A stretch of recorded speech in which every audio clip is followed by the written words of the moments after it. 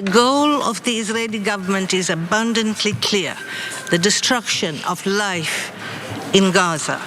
For a year and a half now, our commission has been investigating the violence in Gaza. We have seen constant escalation and more deaths and injuries. In the last 3 months, the entire population of Gaza was forcibly transferred into small enclaves, and Palestinians were killed while attempting to receive aid, bringing life to its bleakest point to date. Now, if you talk to an Israeli, they'll tell you, no, it's not the IDF. It's Hamas that's shooting at desperate, hungry Palestinians as they're trying to get flour from these humanitarian aid hubs. But you just heard someone from the UN. So the situation in Gaza has never been worse, according to Navi Pillay, who is the chair of the Commission of Inquiry on the Occupied Palestinian Territory at the United Nations. So she is calling the war in Gaza the most ruthless, prolonged, and widespread attack against the Palestinian people since 1948. And she laid out the findings of her commission report that were released to the Human Rights Council last month. Now, I'm gonna quickly pause for further context, because if you notice, the Israeli government loves to trash the UN or any UN organization.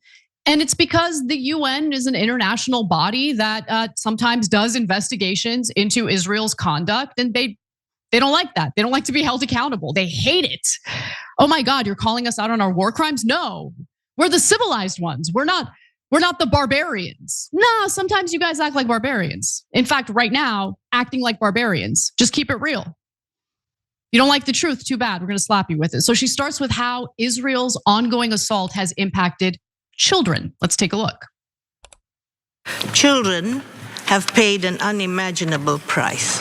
More than 1,300 children have been killed just from the end of the ceasefire on 18th March to date. And more than 15,000 children have been identified as having been killed since October 2023. Our findings show that as Israeli security forces killed thousands of children, they also obliterated the education system in Gaza. More than 90% of schools and university buildings in Gaza have been damaged or destroyed, creating conditions where education for children has been made impossible. There are videos of IDF soldiers going into hospitals and literally breaking any equipment that remains. Why would they do that? Was Hamas hiding in the monitors of the gadgets that they need at that hospital? Is that what happened? Come on. Like, don't insult the intelligence of people who have actually been paying attention to what's happening on the ground there. We all see it. And now you have a UN report to back it up. Notably, while Israeli forces often claim that they were targeting Hamas operatives allegedly based in schools, the commission verified only one instance of Hamas using a school for military purposes.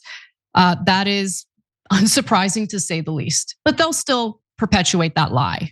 And that's the thing about how Israel is losing this PR war. Because number one, I mean, it's difficult to defend the indefensible. But number two, they're lazy. Like, they've got like 3 or 4 talking points, and they just rotate those same talking points over and over again. Human shields, Hamas tunnels, using it as a command center, blah, blah, blah, blah, blah, blah, blah, blah, blah, blah, blah. You guys are acting like barbarians and you're carrying out a genocide. That's what's happening.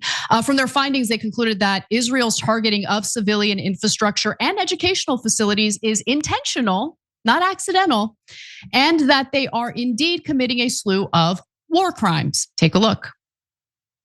Israeli airstrikes have targeted educational facilities believed to be safe refuge areas, killing the displaced, including children and women, and deliberately shelled, burned, and demolished schools and universities.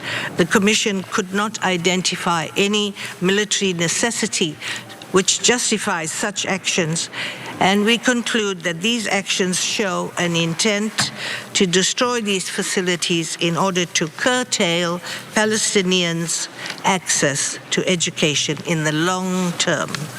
These attacks were part of a widespread and relentless assault against the Palestinian people, in which Israeli forces have committed war crimes, including directing attacks against civilians and willful killing, and the crime against humanity of extermination. In fact, yesterday, Tuesday of this week, was such a gruesome day at these humanitarian aid hubs that upward of 100 people were killed by IDF as they're waiting in line to get flour. The story was, by the way, awful enough when the reported death toll was in the dozens, and then it got updated and it was over 100 in a single day. Absolutely sick. So witnesses said that Israeli forces carried out an airstrike on a nearby home before opening fire toward the crowd. Guys, before I read this, remember, a doctor working in the emergency room witnessed 7 little bodies show up in that hospital, dead bodies. They were all her children. And then later she found out 2 more of her children died in a single Israeli airstrike. She only has 1 remaining child left. Her husband had survived the airstrike, was hospitalized, but then later died. I mean, just disgusting. Like, I can't. It disgusts me. It disgusts me. That's really the only way I can express myself and not be overly offensive. It disgusts me. This is barbaric. Witnesses said that the Israeli forces carried out an airstrike on a nearby home before opening fire toward the crowd. The Israel Defense Forces said that it was aware of reports of a number of injured individuals from IDF fire following the crowd's approach, and that the incident was under review. That's another talking point that you'll hear.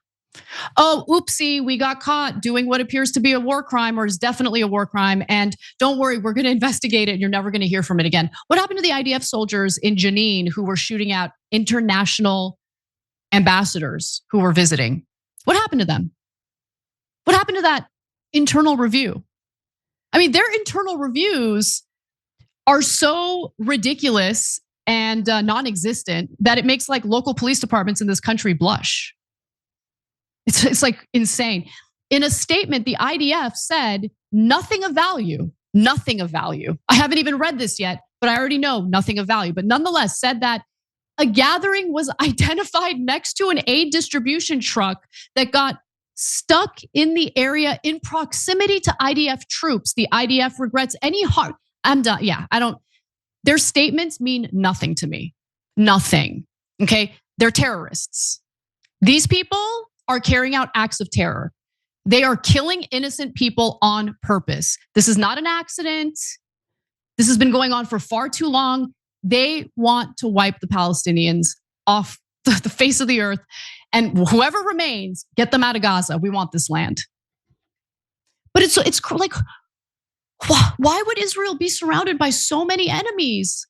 Like, why? Why wouldn't anyone why would people have a problem with Israelis? I don't get it. They've been so kind to people in that region. This is far from the first incident. Israeli troops have repeatedly shot and killed civilians approaching those hubs since they opened last month. According to the Gaza Health Ministry, 397 people have been killed seeking aid from the sites, which are located in both southern and central Gaza. And before I hear the ridiculous talking point of like, oh, well, the Palestinian Health Ministry, they're controlled by Hamas. Okay, you also have what remains of the few journalists on the ground in Gaza. A lot of them actually report to Drop Site News. Yeah, the casualties at these hubs in the hundreds. It's not made up. It's not made up. One other thing I'll just note. Look, I don't know if my speculation here is sound, but I'm going to say it anyway. At the start of this war, at the start of this genocide, there were 2.2 million Palestinians in the Gaza Strip. And if you pay close attention, you'll notice something with how Trump talks about Gaza and how Netanyahu talks about Gaza. They don't say 2.2 million or 2.1 million. They say 1.7 million Palestinians. Are they telling on themselves? Like, why have they like landed at 1.7 million Palestinians? At the start of this genocide, there was 2.2 million. We keep hearing that the Gaza Health Ministry is not to be trusted. They inflate their numbers. I don't even know how they count the number of people dead at this point. Like what kind of infrastructure do they have to even be able to do that, given the fact that Gaza is leveled? But I think it's an undercount. I think there's a lot more dead Palestinians in Gaza than we know about. And I think there's a possibility that our president might know the real number. Netanyahu certainly knows the real number. So who knows? But I'm not believing at all that the actual death toll is around like 60,000 Palestinians. I think it's much higher. So look, these war crimes, they've been called out by various people and institutions. The UN did this report, and I'm glad they did this report, but will it change anything? I don't think it will. And that's the worst part about all of this, that this has been going on as long as it's been going on. Think about all the different stories we covered, including the stories of like toddlers showing up at the hospital with gunshot wounds to the head. How do you accidentally shoot dozens of toddlers in the head? I don't know. And this is the country that has the nuclear weapons, who's trying to push us into going to war with another country that doesn't have nuclear weapons, but they claim will have them very soon. Every time you ring the bell below, an angel gets his wings. Totally not true, but it does keep you updated on our live shows.